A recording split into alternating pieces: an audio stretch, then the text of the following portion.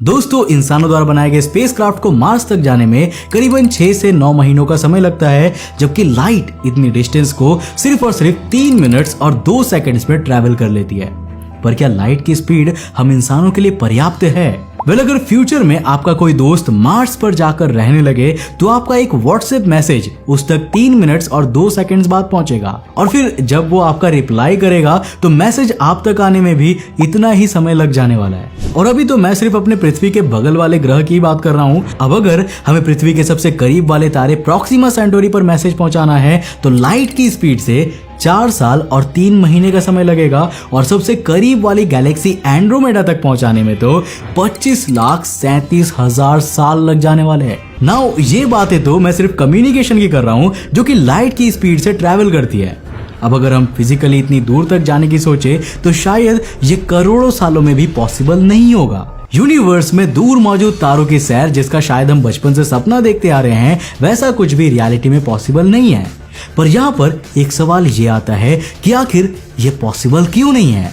आखिर हम speed of light से ज्यादा तेज जा क्यों नहीं सकते? अब आपने काफी बार ये जरूर सुना होगा कि अगर हम स्पीड ऑफ लाइट से ज्यादा तेज चलने लग जाए तो हमारे लिए कई सारे पैराडॉक्सेस खड़े हो जाते हैं। लेकिन आखिर ये पैराडॉक्सेस क्रिएट क्यों होते हैं? आखिर वो क्या रीजन है जो कि स्पीड ऑफ लाइट से ज्यादा तेज करने पर पैराडॉक्सेस को क्रिएट करता है? आज के इस वीडियो में मैं आपको ग्राफ्स की मदद से आपको इस पूरे कॉन्सेप्ट को समझाऊंगा, और मेरे दोस्त वीडियो के एंड तक डेफिनेटली आप ये समझ जाओगे कि आखिर स्पीड ऑफ लाइट से ज्यादा तेज ट्रैवल करना क्यों हमारे लिए पैराडॉक्सेस को क्रिएट करता है। अब दोस्तों देखो, स्पीड की ये जो लिमिट है इसे आइंस्टाइन ने स्पेस में मौजूद ऑब्जेक्ट्स पर लगाई है, पर स्पेस पर नहीं लगाया है। मतलब स्पेस जो है वो लाइट से ज्यादा फास्ट ट्रैवल कर सकता है। अगर हम स्पेस को मैनिपुलेट करना सीख ले तो शायद हम लाइट से भी तेज ट्रैवल कर पाए।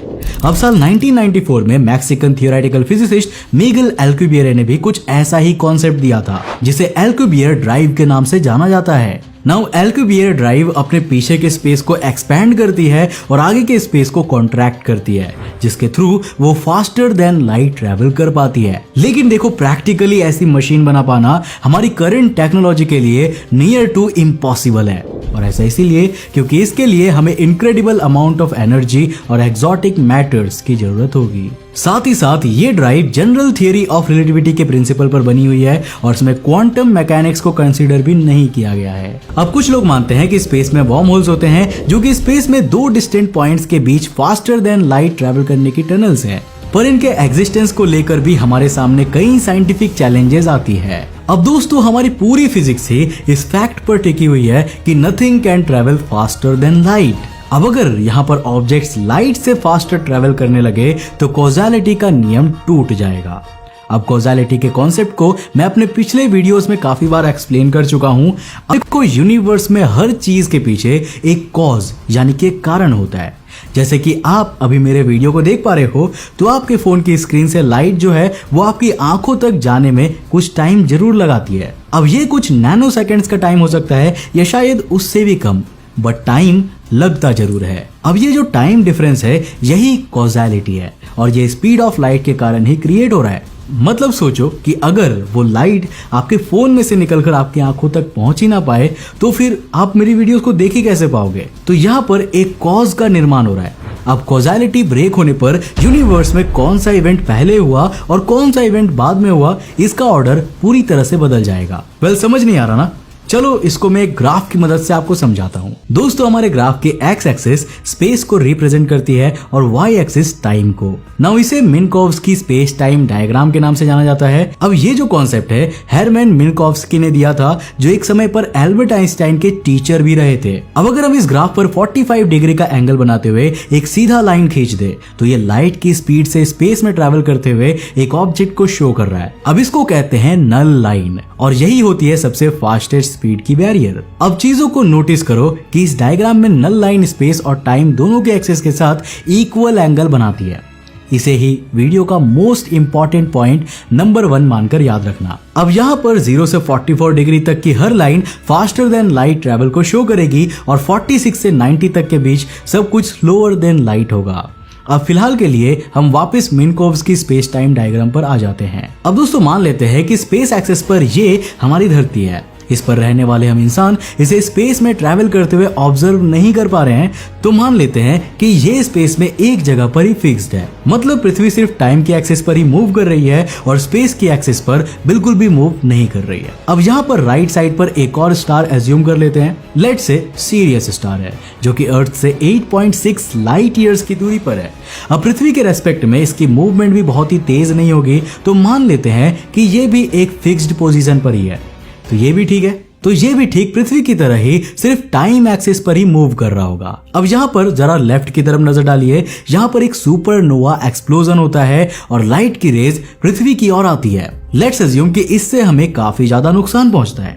अब हम इंसान ये इन्फॉर्मेशन सीरियस तक पहुंचाना चाहते हैं जिससे कि वहां पर रहने वाले एलियंस को कोई भी नुकसान ना पहुंचे।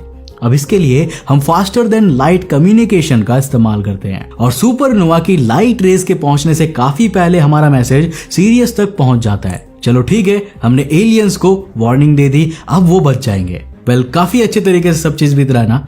नाउ यहाँ पर पॉइंट टू बी रिमेम्बर्ड कि यहाँ हर चीज हमारी पृथ्वीवासी के पर्सपेक्टिव से ही देखी जा रही है। तो चलो अब हम सारे इवेंट्स को पृथ्वी की स्पेस एक्सिस के रिस्पेक्ट में टाइम एक्सिस को स्लाइस करते हुए देखते हैं।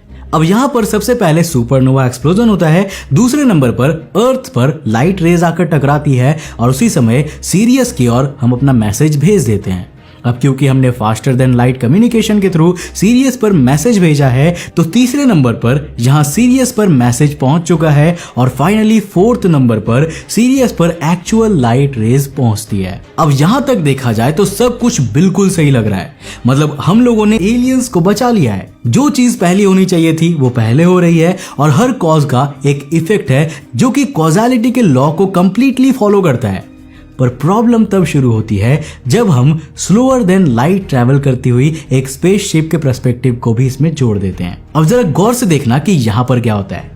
मान लेते हैं कि एक स्पेसशिप है जो पृथ्वी से निकलती है और स्लोअर देन लाइट ट्रैवल करते हुए सीरियस की ओर जा रही है। अब इस स्पेसशिप में कुछ एस्ट्रोनॉट्स भी बैठे हुए हैं, यानी कि पहले वाले इवेंट्स को दूसरे पर्सपेक्टिव से देखने के लिए हमारे पास स्पेस में भी कुछ बंदे मौजूद हैं। तो चलो अब टाइम एक्सिस को इन एस्ट्रोनॉट्स के रिस्पेक्ट में काटते हैं। पर यहाँ पर हम पृथ्वी के स्पेस एक्सिस को नहीं लेंगे, बल्कि स्लोअर देन लाइट स्पेसक्राफ्ट अपनी खुद की स्पेस एक्सिस पर चलेगा, जो कि स्पेसक्राफ्ट की टाइम एक्सिस और नल लाइन के बीच बनने वाली एंगल के बराबर होगी, ऑपोजिट साइड पर। अब इस स्पेस एक्सिस को कंसीडर करते हुए हम टाइम एक्सिस को काटते हैं। अब भाई यहाँ पर आप नोटिस करोगे कि सबसे पहले सुपरनोवा एक्सप्लोजन नहीं हो रहा है, बल्कि सबसे पहले सीरियस स्टार पर पृथ्वी से मैसेज पहुंच रहा है और दूसरे नंबर पर सुपरनोवा एक्सप्लोजन हो रहा है। अब तीसरे नंबर पर सुपरनोवा एक्सप्लोजन की लाइट रेज पृथ्वी पर पहुंचती है और फोर्थ नंबर पर ये लाइट रेज सीरियस पर पहुंचती है। मतलब कभी देखा है कि बैट्समैन शॉट पहले मार दे और बाद में बॉलर उस बॉल को फेंके? वेल, कॉजालिटी का नियम कहता है कि सबसे पहले कॉज होता है और फिर उसके बाद ही उसका इफेक्ट देखने को मिलता है। पर यहाँ पर तो उल्टा हो रहा है और इसीलिए यहाँ पर कॉजालिटी ब्रेक होती हुई नजर आ रही है। अब ये स्लोअर देन लाइट ट्रैवल के कारण नहीं हुआ, बल्कि वो तो नॉर्मल सा स्पेस ट्रैवल ही था, जैसा कि हम अभी भी कर सकते हैं। दरअसल फास्टर देन लाइट ट्रैवल के कारण कॉजालिटी का नियम ब्रेक हो रहा है और ये पैराडॉक्स को जन्म देता है। अब जरा उस एस्ट्रोनॉट के पर्सपेक्टिव से सोचिए जो कि स्लोअर देन लाइट ट्रैवल करती स्पेसशिप में बैठा हुआ है। उसके लिए सीरियस पर पहुंचता सिग्नल बैट्समैन है और सुपरनोवा एक्सप्लोजन बॉलर है। अब वो बैट्समैन को शॉट मारते हुए तो देख रहा है, पर बॉलर ने बॉल तो अभी तक फेंका ही नहीं है। तो आखिर ये बॉल आई तो आई कहां से? वेल, ये एक्सप्लेनेशन सुनकर आपको ग्रैंडफादर पैराडॉक्स की याद जरूर आ रही होगी। इसमें होता कुछ यूं है कि एक इंसान टाइम मशीन बनाता है और अपने पास्ट में चला जाता है और वो उस समय में जाता है जब उसके ग्रैंडफादर बच्चे हुआ करते थे और वो अपने ग्रैंडफादर को गोली मार देता है। अब दोस्तों, क्योंकि उसके ग्रैंडफादर की मौत बचपन में ही हो गई थी, तो वो कभी उसके ग्रैंडमदर से मिले ही नहीं। तो जब वो अपने ग्रैंडमदर से मिले नहीं तो उसके फादर का जन्म कहाँ हुआ, और जब उसके फादर का जन्म नहीं हुआ तो फिर वो कहाँ से आया? और जब वो आया ही नहीं तो ऐसे में जिस इंसान ने टाइम मशीन बनाई और जो पास्ट में जाकर अपने ग्रैंडफादर को गोली मारा, वो कहां से पैदा होगा? वेल टेक्निकली उसका कोई भी एग्जिस्टेंस होना ही नहीं चाहिए था। अब जैसे लाइट वाले केस में ले लीजिए, सुपरनोवा एक्सप्लोजन के बिना ही उसकी इंफॉर्मेशन देने वाला मैसेज सिग्नल एग्जिस्ट ही नहीं करना चाहिए था। अब यूनिवर्स की सबसे तेज स्पीड लाइट की नहीं होती, ये स्पीड होती है कॉजालिटी की। मतलब यूनिवर्स की फास्टेस्ट स्पीड का टाइटल कॉजालिटी को ही जाता है। कॉजालिटी हमारी अंडरस्टैंडिंग को गवर्न करती है, और जैसा कि हमने अभी ग्राफ के थ्रू देखा, faster than light travel causality को ब्रेक कर रहा है। तो क्या इसका मतलब यह है कि हम इंसान कभी भी लाइट की स्पीड से फास्ट ट्रैवल नहीं कर सकते? और क्या हम कभी भी दूर अंतरिक्ष में टिमटिमाते उन तारों की सैर नहीं कर सकते जिनका हम हमेशा सपना देखा करते हैं? वेल करंट टेक्नोलॉजी से देखा जाए तो यही हमारा सत्य है। फास्टर देन लाइट ट्रैवल फिलहाल तो हमारे लिए एक सपना ही है।